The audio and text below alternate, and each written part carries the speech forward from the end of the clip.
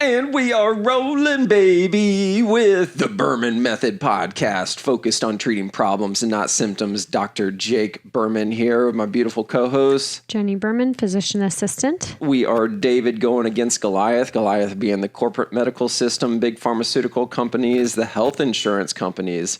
They do not have your best interests in mind. They will choose profits over patient outcomes every single time. We could even quantify the amount of time that you, Jenni, have spent on the phone battling health insurance companies over the past 5 years. Oh. What percentage of your life do you think that it's taken up? Too much of it. Too much of my quality life, for sure. I mean, just in the past 6 months, it's been, I don't know, 30 hours? Minimum 30 hours. Because think about it this way, 30 hours you spent on the phone, but how much time has thinking about it taken? Oh, yeah. And that's just for my own personal care, not even the fighting that I'm doing for patients. Yeah, I'm just talking about us, the Berman family. Personal care, Berman family. Oh, yeah. It's just been crazy. Just to fight and fight and fight. It is insane. It's absolutely insane. And if we weren't talking about big number procedures, we just pay cash because we pay cash for everything else. Yeah. I mean, we pay cash for our teeth being clean. We pay cash for our annuals. We pay cash for anything that we possibly can. Yes. This is the first year we've actually had medical health insurance again in several years, only with having Walker and the anticipations coming behind it. But yeah, for that reason is that it's really not worth it. Like, just pay cash for things. And that was the biggest thing that helped us, was to get over that mindset that just because you have health insurance doesn't mean that you should expect to use it, because health insurance and car insurance are the same exact thing. Right. You have to have car insurance to drive in the state of Florida. Yes. We learned you have to have car insurance for a car just to sit in your driveway. Oh my gosh. Anyways, keep going. Jeez Louise. Wow. Yes. So you have to have car insurance to drive in the state of Florida, but you don't use your car insurance to pay for an oil change. Right. Or a tire rotation, or new tires for that matter. Yeah. We just spent $1,000 for new tires or $1,500 for new tires. We didn't ask State Farm to pay for it, or Progressive, whoever we're using. I don't even think we use either one of those these days, but here nor there, that doesn't matter. Yeah. You don't expect your car insurance to pay for brakes or AC tune-ups. Right. You expect your car insurance to pay for something catastrophic where you got into an accident and the fees are going to be very significant. Mm-hmm. So you pay for it, right, or you ask them to pay for it. Right. That's what you're paying for. That's for car insurance. And you would expect the same out of health insurance, but that still isn't how it works. It still is not true. You walk in for a surgery and they're like, we'll pay $1,200 out of your $27,000 bill. What? That was a legit quote that we got. Oh my gosh. We could write an entire book on these past 5 years, yes, dealing with health insurance companies. Since having children, yes. I mean, it's just insane. It's so laughable. You have to laugh at it or we'll cry. Well, yeah, I think I have cried, but many times. Yes. Okay. So getting back into what we want to talk about today. Last episode, we talked about how did we do this mindset shift from traditional treat symptoms to treating problems. And we talked about how Jenni went through her own personal health issues in PA school and led to us figuring out that gluten was the reason why she got deathly ill, lost 30 pounds in a week, was hospitalized for over 2 days, and left with zero answers. Mm-hmm.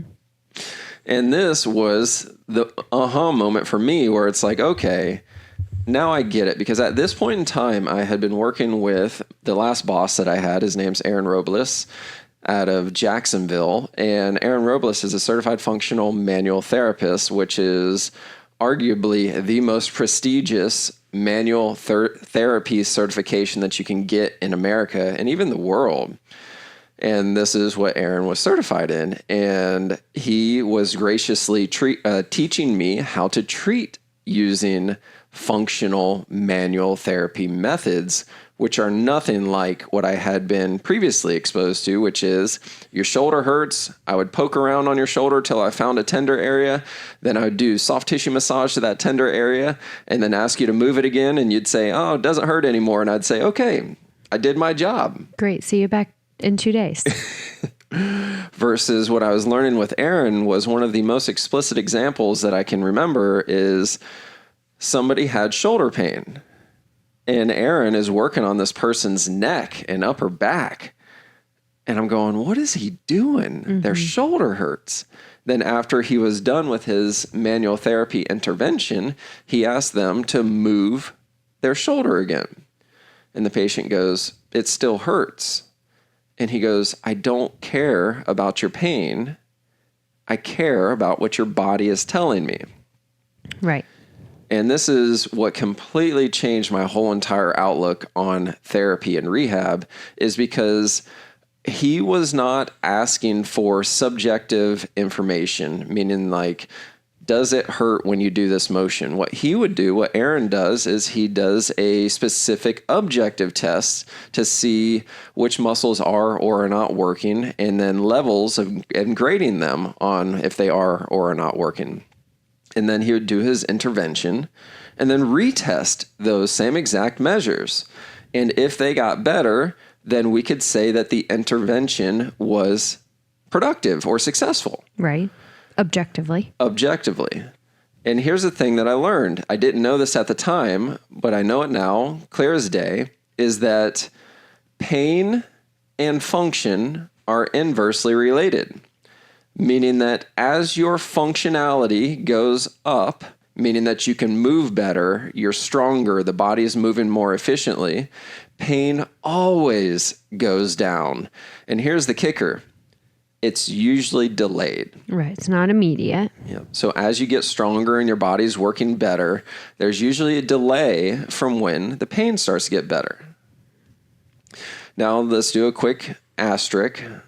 This is regarding primarily non-contact injuries, meaning like there was no trauma. You didn't tear your ACL. You didn't get in a car accident. You didn't slip and fall. So these are specifically for examples where I woke up one day and my back was hurting. Mm-hmm. I was in the gym doing great, and then all of a sudden my shoulder started tweaking. So these are called non-contact injuries or insidious onset of pain. Insidious means that there is no real reason why it started. So as function goes up, pain always goes down. So that led me to quit focusing on your pain and just continue obsessing over what your body's telling me. Functionally. Mm-hmm. And you know that based on the movement and these objective tests that you're doing. Correct. So let's use you for another example. I mean, it's like we've got countless examples or opportunities to use you as an example. Look at me. When we first started dating, you had an Achilles issue. I did. It was right at the base of the heel, like right where your Achilles inserted into your heel, your left foot. Yes. And it hurt really bad. You described it as, you remember? Or did you block this out of your memory? An ice pick in my heel. Yeah, it felt like an ice pick, and you're like, it feels like it's ripping. Yeah, it does. It did. It felt like it was ripping, and you described it as an ice pick right in the back of your heel. Mm-hmm. Not in the bottom of my heel, but on the back. Yep. And it was fat. Like it had a huge bump on it. Yeah, it was visibly bigger. Like you could palpate it and you could be like, oh my gosh, what is that? Yeah. So me being new to the world of physical therapy and only knowing about treating symptoms, I'd keep massaging that area and trying to do some Graston techniques and myofascial release. And she's screaming and crying and saying, this hurts like hell. Oh, there's got to be another way. It was so painful. I was in a boot and on crutches for months. It was like the whole first half of our year that we were dating. Yeah. I would get off of crutches and then back on them, and then in a boot and out of a boot and back in a boot. And It was just this constant cycle. Do you think it was a year? It had to have been close to a year. It was a long time. Had to have been. Yeah.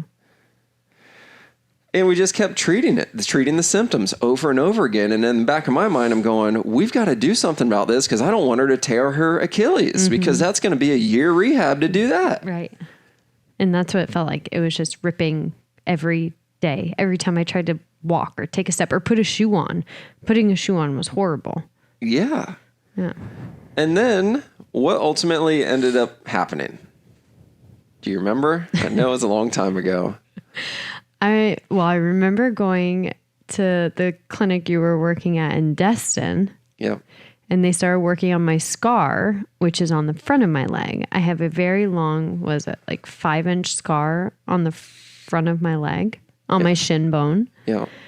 Which happened when I was in 2nd grade. I had a surgery to remove a cancerous birthmark, and the scar is very, very long. Takes up the whole front of my leg. But I have I'm very scarred down. I have a lot of scar tissue underneath that scar, essentially just scarring, holding my skin fascia to the shin bone. Yes. So we started working on that. Yes. Releasing the front of my leg to help with the Achilles. Is that what you were thinking? Yeah. So the pain was in the back of your leg. My heel, yeah. Your heel. My Achilles. And then the scar is on the front of your leg. Yes. That's 12 inches away from the pain. Right. And very old. 30 years old. Yeah, I had that scar since I was in the 2nd grade. And this was, how old was I at the time? 23 when this started? Yeah. Yeah. So we started working on that. Mm-hmm. And super long story short, things started to progress. Right. Things started to get better. Working on the scar. Oh my gosh, I remember working on that. I would just sweat and sweat and sweat.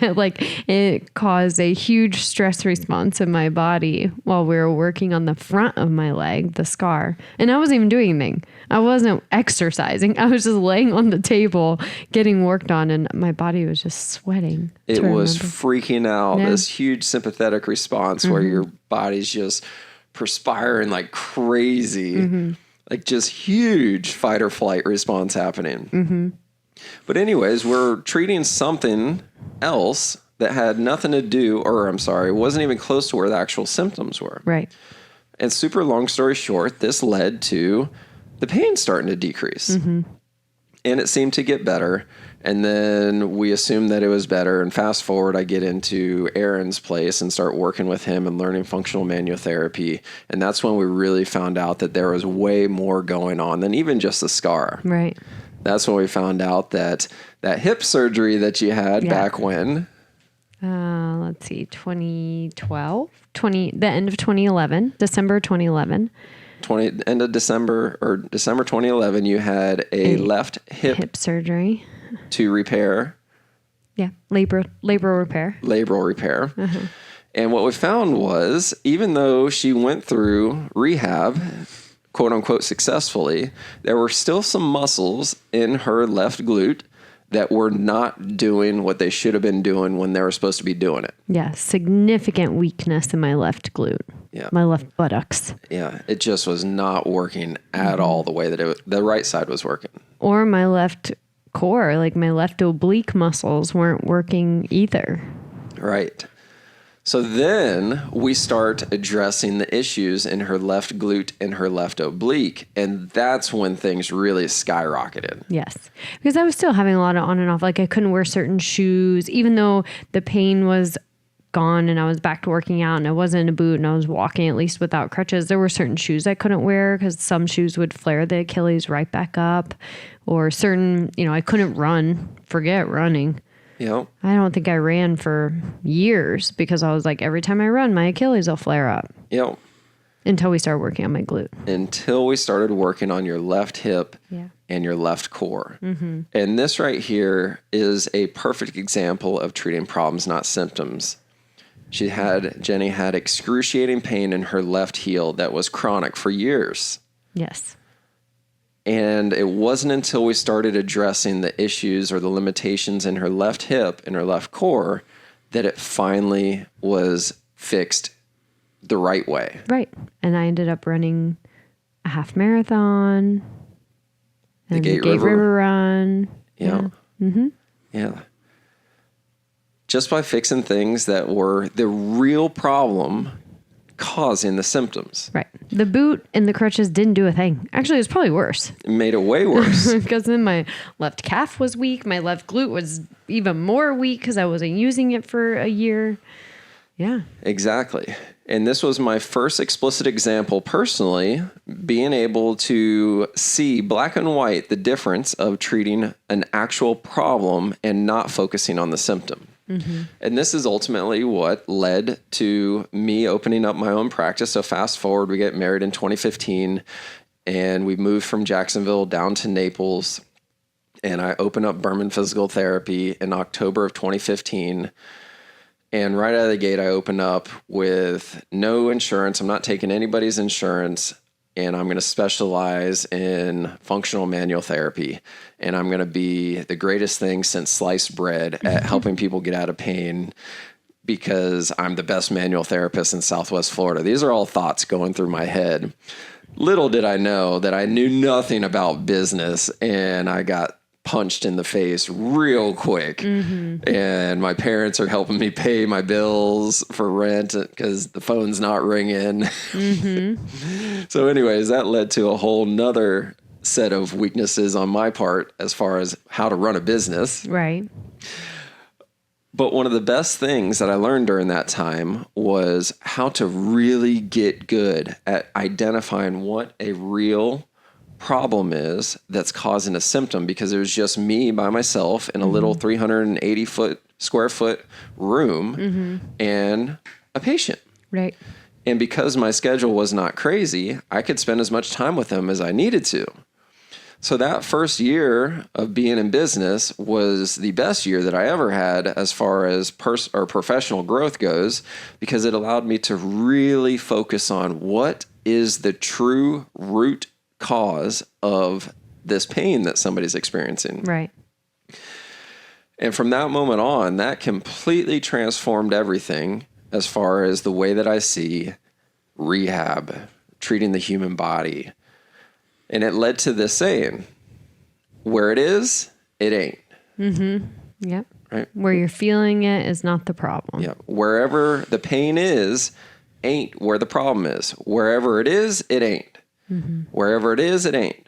So if you're experiencing pain in your right knee, it's because something is not going on in your right hip or even your left hip. Because we find it a lot with contralateral. So if there's pain in the right knee, then a lot of times there's something not going right in the left hip. Right. And that helped me get really, really good at identifying where do we need to go to figure out what is going to give us the quickest, biggest bang for our buck to get this person back to a higher functional capacity. Treating problems and not symptoms. Treating problems and not symptoms. Here we are, 10 years later. 10 years later on both sides, the physical and the nutritional inside now, which we'll get to. But that's where we all started with Berman Physical Therapy, the first Berman practice of treating problems and not symptoms. Yes. And one great thing to take away from this episode is pain is not a normal part of the aging process. Right. So many things that people say, I'm just getting older, is not a normal process of aging.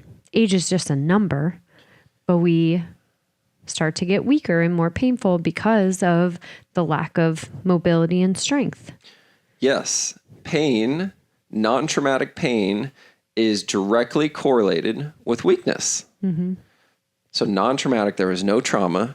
The reason why the pain is happening is because something is weak somewhere else.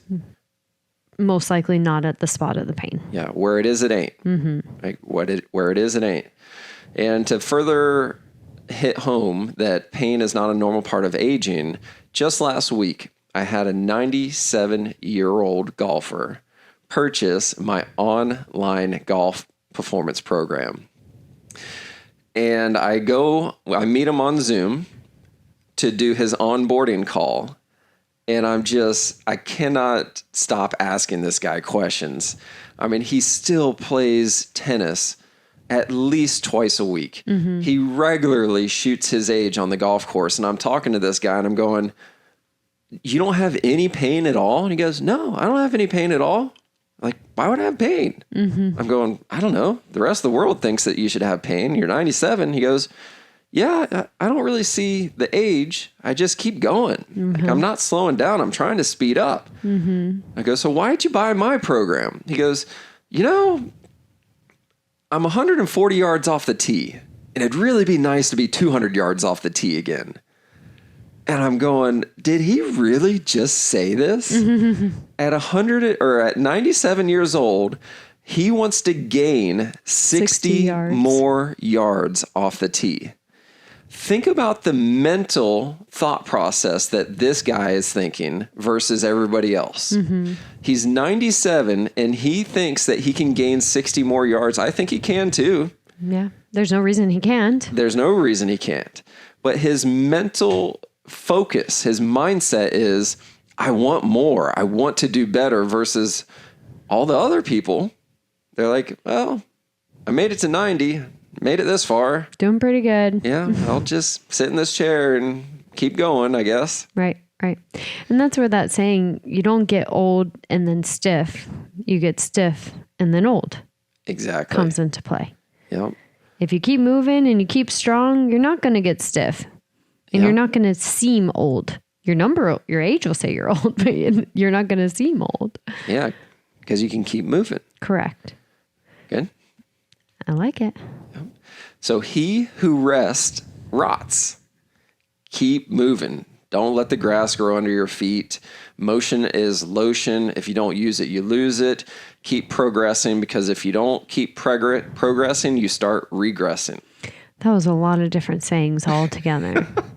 Hopefully one of them resonates Where with somebody. Where it is, it ain't. You don't get old and then stiff. You get stiff and then old. Keep progressing, or else you will start regressing. Lotion is motion. Motion is lotion. Motion is lotion? Is that what I said? Yeah. You said lotion is motion. Motion is lotion. There's too many. I can't remember them all. And he who rests rots. Don't let the grass grow under your feet. Okay. Hopefully you got all those. Write them down. Good? Great. Good start to the new year? Absolutely. Love it. Keep moving. We're going to keep rolling with this. We've got a good playlist coming up for you guys over the next few weeks. We'll be talking about more of the specific things that you should be focusing on to give you the best chance at really quality of life and longevity as we go through this 2026 year. Ciao for now.